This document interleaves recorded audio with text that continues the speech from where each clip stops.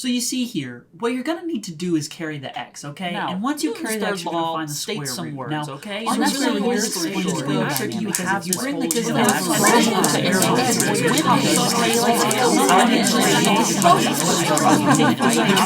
And now that we've gotten all of that important information out of the way, and I really hope you took notes, you just might be ready for the Science-Nin class. Now, all jokes aside, Science-Nin is probably one of the more complicated classes, if not one of the most complicated classes, because there's a ton of stuff to work with, a ton of stuff to do, and a bunch of different variables to kind of think about and go over. So, starting off real quick, that's right, we're in there. Intelligence. Don't think about it. Don't even, you've already got enough to think about. Put your highest number in intelligence, okay? But everything you do involves intelligence, all right? Your little jutsu creation thingy, device majigger, whatever you want to call it, right?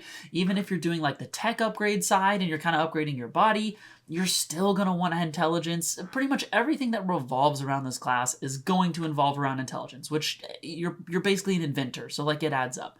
And past that, honestly, you can kind of put it wherever. I mean, I'd probably recommend con just because having extra chakra is going to be nice, which, you're already going to have a lot of chakra, and we'll, probably talk about that a little bit later. But it's just good to have. I mean, you can go the dex route if you want. If you want to be a little more roleplay, you can go charisma. It don't matter. Intelligence is the most important part. Now, as for clan, pretty much anything can work in all honesty, because this class is pretty versatile in that it does a lot of different things with its scientific tools. But you're probably going to want to find something with an intelligence buff of some kind, at least the +2 or +1 from your clan. Some really neat ones are Shikigami, which is, the paper origami people. They're pretty cool. They give you some good intelligence. They also have a ton of tool work that they already do, so it works well. Yotan's not a bad one. One, it again gives you intelligence, and two, it really helps with your defensive side of things. So if you want some extra defense, some extra AC jutsus and things of that nature, that's a good pick. And lastly, maybe you want to be a bit more offensive with it. Bakutan's really solid. They give you a ton of high damage numbers, a really nice output of, just damage in general. And then you can let your jutsu creator and all those beautiful things focus on some other things that you could, use otherwise. Now, when it comes to jutsus, it's really going to depend on your character, right? I mean, these guys are Science-Nin, so they have tools to, one, kind of get around your limitations of jutsu. And what I mean by that is you might be able to use jutsus that aren't your elemental release. You might be able to use jutsus that aren't your rank or that someone else knows that you don't know at the moment, right? Different things like that. So honestly, jutsu-wise, for your actual known jutsu list, honestly, throw in some good roleplay ones in there. Throw in some ones that really interest you that you think might be fun, because your class is going to help you pivot into getting the actual useful combat ones that way. Now, as for roleplay expectations, one, and I haven't mentioned this yet, but I'm going to now, especially in roleplay, you might not be allowed to play this class in your campaign, okay? For example, our campaign that you watch on this channel is set in a Naruto era, right? Pre-Boruto. So having a Science-Nin wouldn't make a whole lot of sense because that technology just didn't exist yet. So especially for roleplay purposes, make sure it actually fits in the campaign. Talk to your DM to begin with before you start it. But if you can, and you are allowed to use it, awesome. Roleplay-wise, you're going to have access to a ton of different technology. You're going to be geared out, right? You're probably going to have access to jutsus you wouldn't usually use, so you can use that to your advantage in roleplay situations.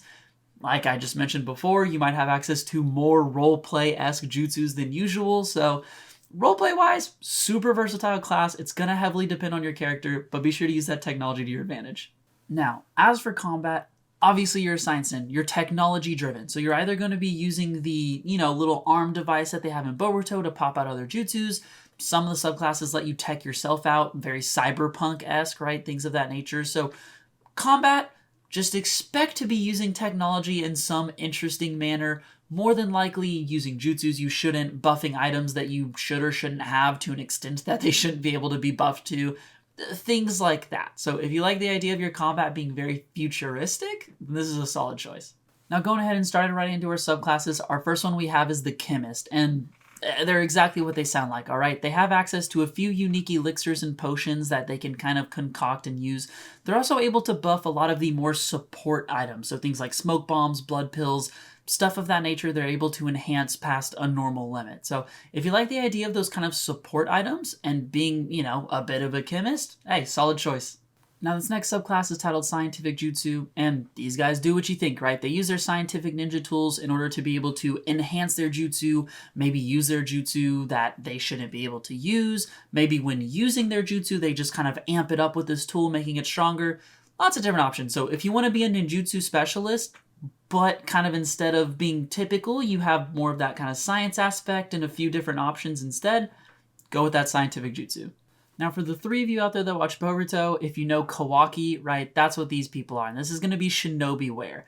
These people are your cyberpunks of the Naruto 5e world, okay? It's all about augmenting your body to buff yourself, buff what you can do, buff your abilities, all that kind of things internally with different scientific ninja stuff. So if you want scientific ninja tools, but maybe you want them as actual body parts rather than just tech that you wear, hey, this is it. Next up is going to be the Technobi. Now, these guys are kind of like Ao from Boruto, if you know him, the one's got the big Gatling gun and all that. He basically does what the Chemist does, but instead of buffing your, passive kind of supportive tools, he's going to buff your offensive tools. So like your kunai, your Senbon can get buffs, things like explosive tags and paper bombs can get buffs. So if you want to kind of do what the Chemist does, but instead of having those supporting items and supporting role be a lot more offensive, this is it. This is perfect for you. And now for our last one here, we have the Techsmith. And these guys are pretty straightforward. If you want your armor and your weapons to be beefed up with some technology, this is the one for you. So maybe you want some kind of like weapon specialist-esque thing, or you want someone really tanky that you can beef your armor up through this tech. This is the exact one. That's just what they do. So there you have it. That's what you got for the Science-Nin subclass. And honestly, they seem really unique, really fun. I breezed over a lot of it. I'm gonna be honest. If you really don't like reading through things and you don't like crunching the numbers and thinking about stuff, Science-Nin's probably not for you. But if you like the idea of a pretty complicated class that you can make a ton of really cool use of, as long as you're willing to put in some extra time, probably outside of your campaign, to learn the class and really understand what you can do with it, then hey, this is a super solid pick. So I hope you guys enjoyed. And if you can, drop a sub, alright? I decided to put it at the end because I know a lot of you people wanted this vid, so I was trying to make it fun and exciting. But we're so close to 1,000. We are so close. And I know you want to see me and Greed put permanent ink on our bodies and film it and laugh at ourselves the whole way through, alright? Hey, it's always a good time. Good time for everybody. And you know the drill as well. Drop a comment down below if you have any questions. And I hope you'll enjoy this video, and I'll see y'all on the next one. Peace out.